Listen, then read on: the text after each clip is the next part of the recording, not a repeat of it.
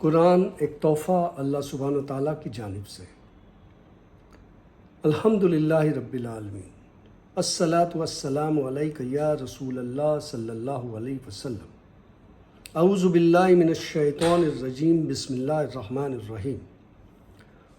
وَكُلَّمَا عَاهَدُوا عَهْدًا نَبَذَهُ فَرِيقٌ مِّنْهُمْ بَلْ أَكْثَرُهُمْ لَا يُؤْمِنُونَ وَلَمَّا جَاءَهُمْ رَسُولٌ مِّنْ عِندِ اللَّهِ مُصَدِّقٌ لِمَا مَعَهُمْ نَبَذَ فَرِيقٌ مِّنَ الَّذِينَ أُوتُوا الْكِتَابَ كِتَابَ اللَّهِ وَرَاءَ ظُهُورِهِمْ كَأَنَّهُمْ لَا يَعْلَمُونَ وَاتَّبَعُوا مَا تَتْلُو الشَّيَاطِينُ عَلَى مُلْكِ سُلَيْمَانَ وَمَا كَفَرَ سُلَيْمَانُ وَلَكِنَّ الشَّيَاطِينَ كَفَرُوا يُعَلِّمُونَ النَّاسَ السِّحْرَ وَمَا أُنزِلَ عَلَى الْمَلَكَيْنِ بِبَابِلَ هَارُوتَ وَمَارُوتَ وَمَا يُعَلِّمَانِ مِنْ أَحَدٍ حَتَّى يَقُولَا إِنَّمَا نَحْنُ فِتْنَةٌ فَلَا تَكْفُرْ فَيَتَعَلَّمُونَ مِنْهُمَا مَا يُفَرِّقُونَ بِهِ بَيْنَ الْمَرْءِ وَزَوْجِهِ وَمَا هُمْ بِضَارِّينَ بِهِ مِنْ أَحَدٍ إِلَّا بِإِذْنِ اللَّهِ وَيَتَعَلَّمُونَ مَا يَضُرُّهُمْ وَلَا يَنفَعُهُمْ وَلَقَدْ عَلِمُوا لَمَنِ اشْتَرَاهُ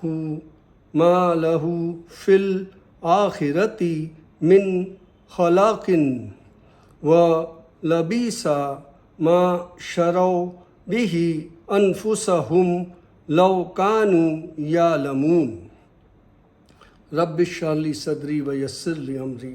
واحلل عقدۃ من لسانی یفقہوا قولی۔ السلام علیکم ورحمۃ اللہ وبرکاتہ۔ سورہ بقرہ چیپٹر نمبر 2 ورس نمبر 100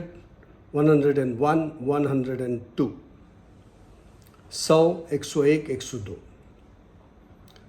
وہی سلسلہ چل رہا ہے، اور اب اللہ سبحانہ و تعالیٰ جو ہے نبی علیہ السلام سے مخاطب ہوئے، آخری پیغمبر سے مخاطب ہو کے پچھلی باتوں بتائے ہیں، اور پھر وہی ایک باتیں پھر سے شروع ہوتی ہے کہ بنی اسرائیل کے زمانے میں یہ بنی اسرائیل کو جو سمجھاتے تھے وہی بات ابھی اللہ پھر بتاتے ہیں کہ یہ حقیقت ہے کہ جب بھی ہم نے عہد لیا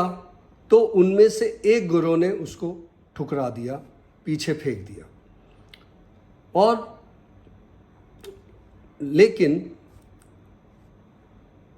حقیقت ہے کہ بہت سارے لوگوں نے اس پہ ایمان نہیں رکھا،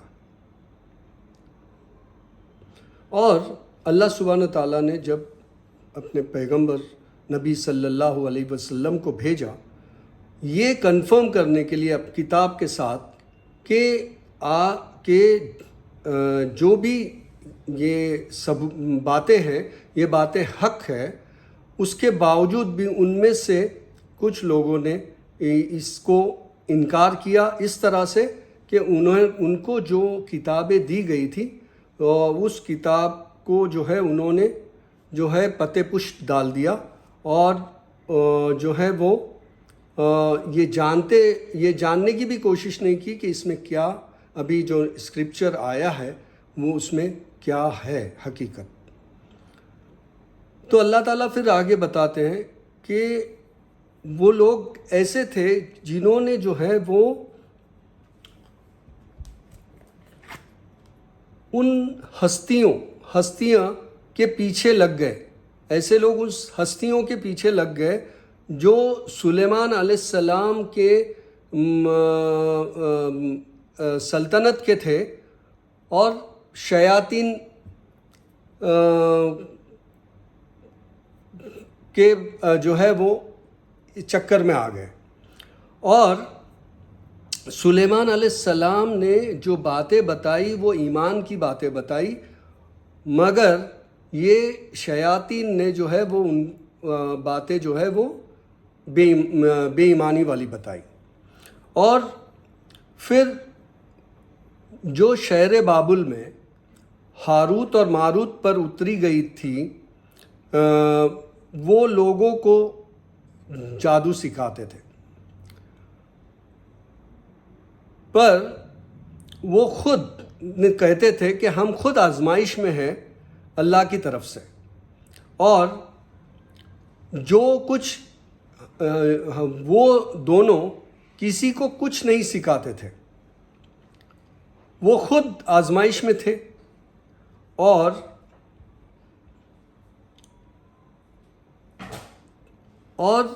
ایسا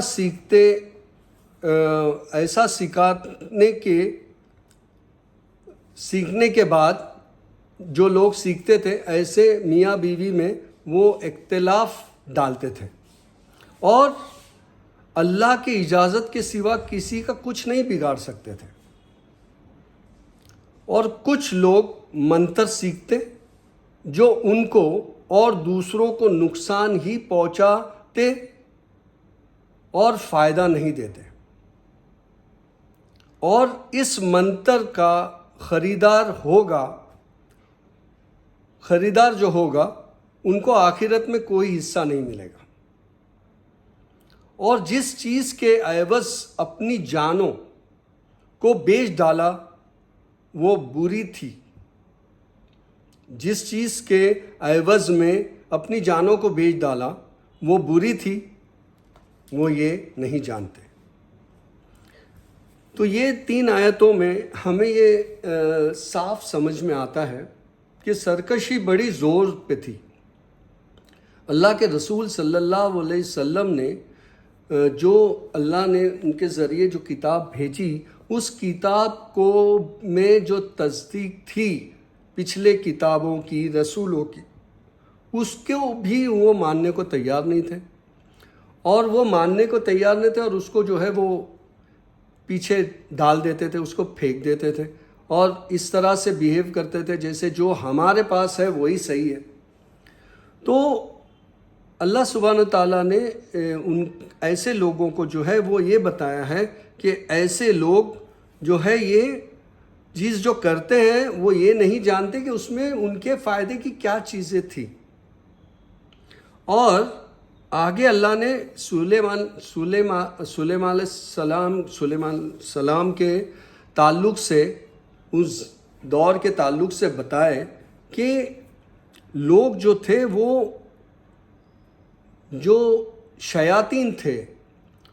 اس دور کے، اس شیاطین کو وہ زیادہ مانتے تھے، اور ان کے جو ہے بابل میں جو ہاروت اور ماروت جو اللہ تعالیٰ نے بھیجے تھے، تو وہ خود بھی کہتے تھے کہ ہم آزمائش میں ہیں، ہم کو جادو ہم سیکھتے ہیں، پر ہم کوئی بھی چیز نہیں کر سکتے اللہ کے بغیر. تو لوگ کیا کرتے تھے، لوگوں کو بس اس جادو میں سے ایسی چیز اٹھانی رہتی تھی، اور اس جادو سے میاں بیوی میں جھگڑے لگا دیتے تھے. اس جادو کے ذریعے نہ ان کو فائدہ پہنچتا تھا، اگر سیکھ بھی لیتے تھے نہ خود کو فائدہ پہنچتا تھا نہ دوسروں کو فائدہ پہنچتا تھا، بلکہ وہ ہلاکت میں آ جاتے تھے. یہ وہ سمجھتے نہیں تھے. تو ہمیں یہاں پر ایک چیز سے چوکنا رہنا ہے کہ ہم کیوں آج کے دور کے حساب میں ہم کیوں جادو اور اس طرح کی جو حرکتیں جو شیاطین کے تھرو ہوتی ہے،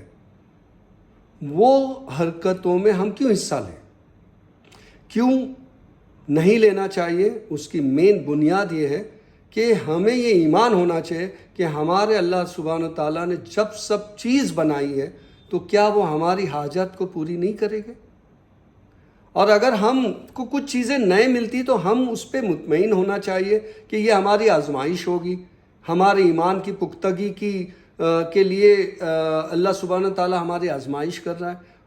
اور آزمائش میں ہم اتر جائیں گے تو اللہ سبحانہ تعالیٰ ہمارے کو جو ہے وہ کامیاب کرے گا، ان لوگوں کی طرح ہمیں ناکام نہیں کرے گا۔ تو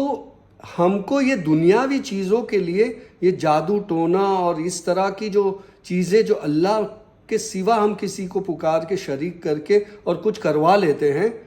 آپ اس کو سمجھ سکتے ہیں